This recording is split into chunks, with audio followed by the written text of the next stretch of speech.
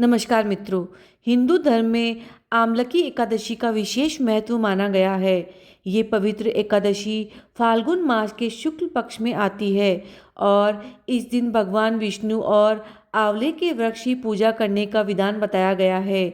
धार्मिक मान्यताओं के अनुसार इसी दिन आंवले के वृक्ष की उत्पत्ति भगवान विष्णु से हुई थी और इसलिए इसे अत्यंत पवित्र और पुण्यदायक माना जाता है।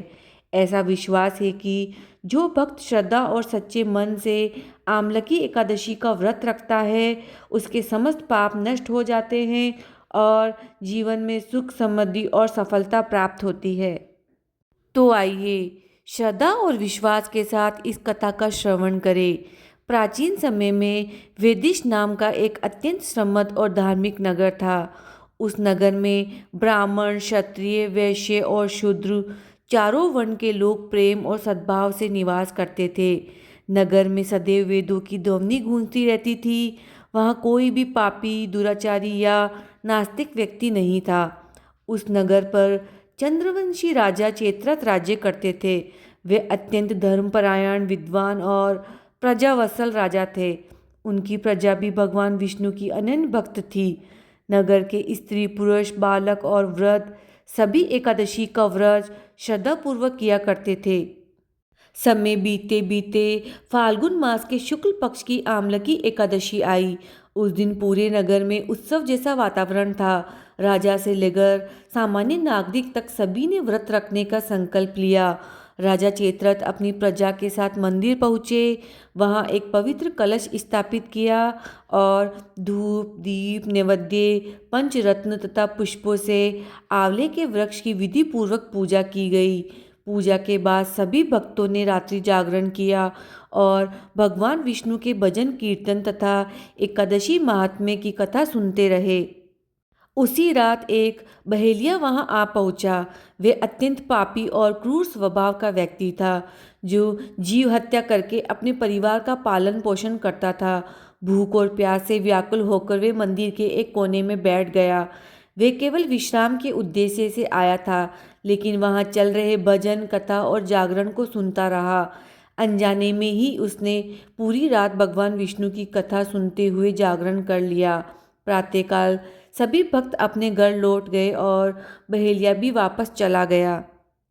कुछ समय बाद उस बहेलिये की मृत्यु हो गई, लेकिन आमलकी एकादशी के दिन अनजाने में किए गए व्रत, कथा श्रवण और जागरण के प्रभाव से उसे अगले जन्म में राजा विदुरथ के घर जन्म प्राप्त हुआ। उसका नाम वसुरथ रखा गया। राजा वसुरथ अत्यंत तेजस्वी, पराक्रमी और धर्मनिष्ठ शासक बने। वे सूर्य के समान तेजस्वी, चंद्रमा के समान शांत, भगवान विष्णु के समान वीर और पृथ्वी के समान क्षमाशील थे। वे 10,000 गांवों का न्यायपूर्वक पालन करते थे और दान देना उनका नित्य धर्म था। एक दिन राजा वसुरथ शिकार खेलने वन में गए। देवयोग के प्रभाव से वे मार्ग भूल गए और थक कर एक वृक्ष के नीचे सो गए। कुछ समय बाद वहां पहाड़ी डाकुओं का एक दल पहुंचा। उन्होंने राजा को अकेला देखकर कहा, इसी राजा ने हमारे संबंधियों को दंड दिया था। आज इसे जीवित नहीं छोड़ना चाहिए। डाकू राजा को मारने के लिए अस्त्र शस्त्र लेकर टूट पड़े, किंतु आश्चर्य, जैसे ही डाकुओं के हथियार राजा के शरीर को स्पर्श करते वे पुष्प के समान निष्प्रभावी हो जाते। उल्टे वही अस्त्र शस्त्र डाकुओं पर ही प्रहार करने लगे। उसी समय राजा के शरीर से एक दिव्य स्त्री प्रकट हुई। वे अत्यंत तेजस्वी थी। उसकी आंखों से अग्नि निकल रही थी और वे काल रूप धारण किए हुए प्रतीत होती थी। उस दिव्य शक्ति ने कुछ ही क्षणों में सभी डाकुओं का संहार कर दिया। जब राजा की नींद खुली तो उन्होंने चारों ओर मृत डाकुओं को देखा और आश्चर्यचकित होकर सोचने लगे, इस घने वन में मेरी रक्षा किसने की है? तभी आकाशवाणी हुई, हे राजन, इस संसार में भगवान विष्णु के अतिरिक्त कौन अपने भक्त की रक्षा कर सकता है? तब राजा को समझ आया कि ये सब आमलकी एकादशी के पुण्य और भगवान विष्णु की कृपा का फल है।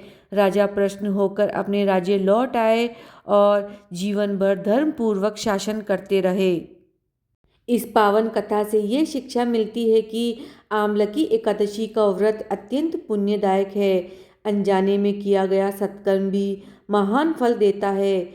भगवान विष्णु अपने भक्तों की सदैव रक्षा करते हैं। सच्ची श्रद्धा जीवन को बदल सकती है।